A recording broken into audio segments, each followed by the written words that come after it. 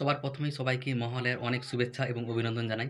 এবং আজকে ভিডিওতে আলোচনা করব একটা পরিস্থিতি ভিত্তিক প্রশ্ন নিয়ে। তাই 2022 এবং 23 স্টেট যারা রয়েছেন তারা অবশ্যই ভিডিওটা শেষ পর্যন্ত দেখবেন এবং 22 এবং 23 স্টেটদেরকে শেয়ার করবেন।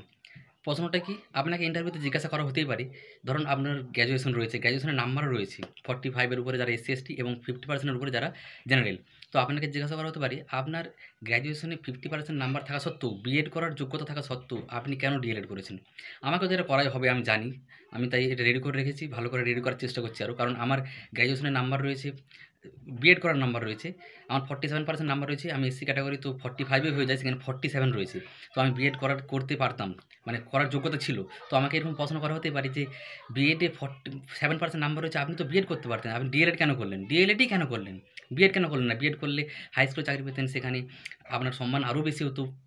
সেখানে লোকে বলতো যে বিএড মানে হাই স্কুলে চাকরি করছে, বেতনটা বেশি হতো। তাহলে আপনি কেন ডিএলএড করলেন?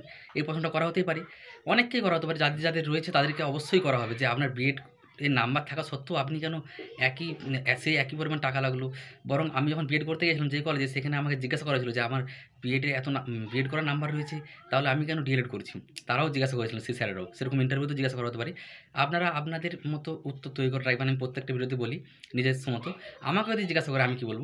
দেখুন স্যার, আমি এভাবে বলব, স্যার আমার বিএড করার নাম্বার ছিল অবশ্যই ঠিকই, কিন্তু আমি ডিএলএড করেছি কারণ আমার প্রাইমারি যে সেকশনটা ক্লাস 1 থেকে 5, এই 6 থেকে 10 বছরের যে শিশুরা, বাচ্চা শিশুরা নিষ্পাপ এবং সরল যে শিশু মন, এই যে শিশুর ক্ষেত্রটা, এই যে বিভাগটা প্রাইমারি বিভাগ, এই ক্ষেত্রটাকে পড়াতেই, এই বিভাগটাকে পড়াতেই সবথেকে ভালো লাগে। মানে এবং আমার শিশুদেরকে সবথেকে বেশি ভালো লাগে বাচ্চাদেরকে পড়াতে, এবং শিশুদেরকে আমি খুবই ভালোবাসি।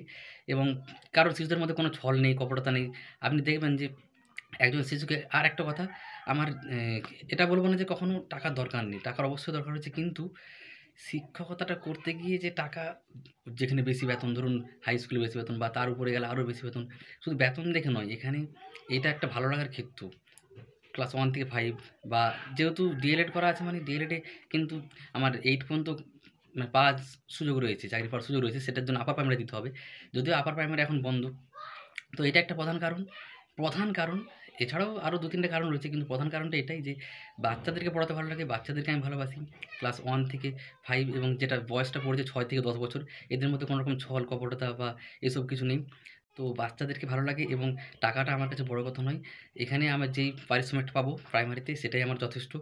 এবং যদি সুযোগও পাই ভবিষ্যতে, আমি আর বিএড তো কখনো করছিই না, এবং যদি সুযোগও পাই আপার প্রাইমারিতে যাওয়ার, আমি প্রাইমারিতেই থাকবো, ঠিক আছে? মানে টাকার জন্য যদি আমি করতাম, আমি স্যার অন্য কিছু করতাম। আমি ব্যবসাও খুলে নিতে পারতাম কোনো একটা, সেখানে খুব তাড়াতাড়ি সাফল্যতা পাওয়া যায়। আমি এই যে ডিএলএড করেছি 2019-21 সালে, এখন আজকে 24 সাল, 22-এ টেট পরীক্ষা দিয়েছি, 23-এ টেট পাস করে গেছি, 22 সালে টেট পাস করে গেছি, কিন্তু এখনও কি ইন্টারভিউ নোটিফিকেশন আসছে বা নিয়োগ হচ্ছে? হয়তো আরও 2-3 বছর সময় লাগবে। তা সত্ত্বেও এইটার প্রতি লক্ষ্য রয়েছে, কারণ এই যে এই ক্ষেত্রটাকে পড়াতে ভালো লাগে, এবং আমি নিজেও বাড়িতে টিউশনও পড়াই, এবং সেটা 22 সাল থেকে পড়াই, 21 সাল থেকে, 21, 22, 23, 24, গত 4 বছর ধরে পড়াচ্ছি। তো এবং ভবিষ্যতেও পড়ে যাব, যে কোনো কাজই করি না কেন, যতক্ষণ না নিয়োগ হচ্ছে। তাই এই ক্ষেত্রটা আমার ভালো লাগে বলেই আমি ডিএলএড করেছি, এমন নয় যে টাকার জন্য। ঠিক আছে? তো এটাই একটা প্রধান কারণ। এবার আপনারা আপনাদের মতো উত্তর তৈরি করে রাখবেন, কারণ পরিস্থিতিমূলক প্রশ্নগুলো কিন্তু খুবই কঠিন। আপনাকে হঠাৎ করে জিজ্ঞাসা করা হলে তখন কিন্তু উত্তর দেওয়া খুবই মুশকিল। আগের থেকে সব রেডি করে রাখবেন। আপনাদেরও যাদের বিএড করার যোগ্যতা রয়েছে, তা শুধু ডিএলএড করেছেন, তারা তাদের মতো উত্তর সাজিয়ে রাখবেন।